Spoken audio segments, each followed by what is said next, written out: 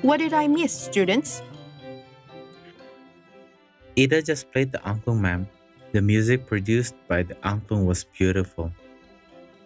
Oh, really? I didn't know that Ida played the angklung. I have played it for more than a year now, ma'am. That is amazing, Ida. Why do you like playing the angklung? The angklung has been played by the Indonesian people for many centuries. It has been a part of our culture. Therefore, by playing the angklung, I feel like I am preserving our cultural heritage. You are absolutely right, Ida. The angklung is one of the cultural products that we have. Cultural products are tangible or intangible goods and services that can include the arts, heritage conservations, or festivals that originated from a local culture. It is very important to study our cultural products and make a conscious effort to preserve them.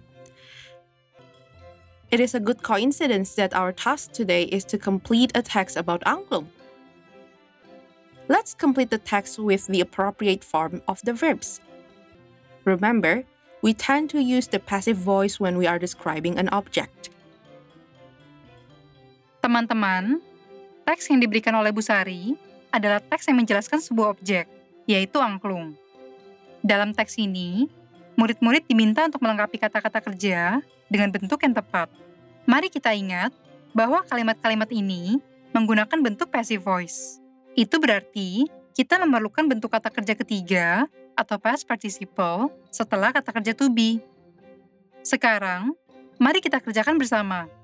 Pertama, kita akan highlight kata kerja to be yang ada di dalam teks. Setelah itu, mari kita tentukan bentuk kata kerja past participle dari kata kerja dalam kurung. Bentuk past participle dari kata kerja make adalah made, dan bentuk past participle dari kata kerja attach adalah attached.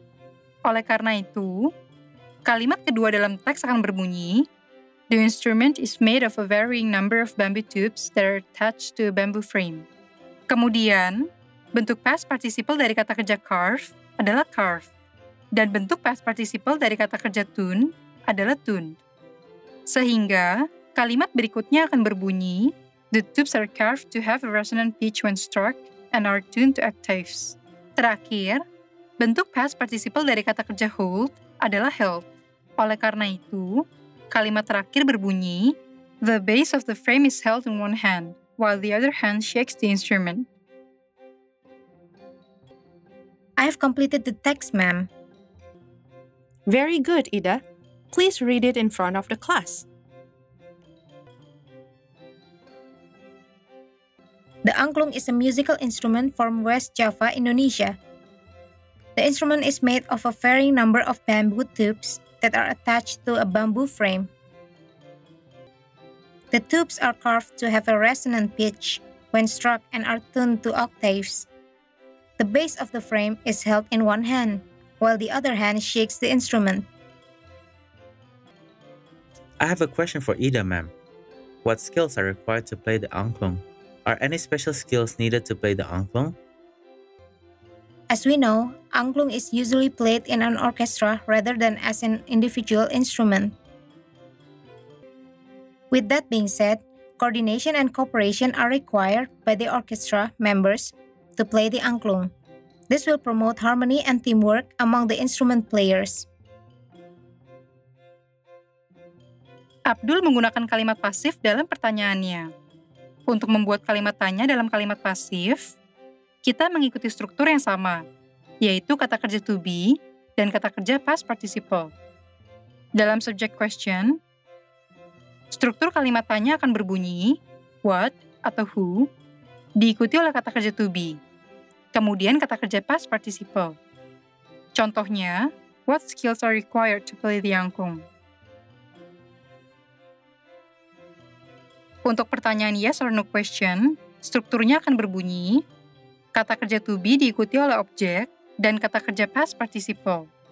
Contohnya, are any special skills needed to play the angklung?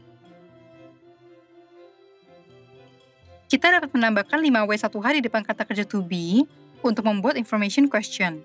Contohnya, how is the angklung played?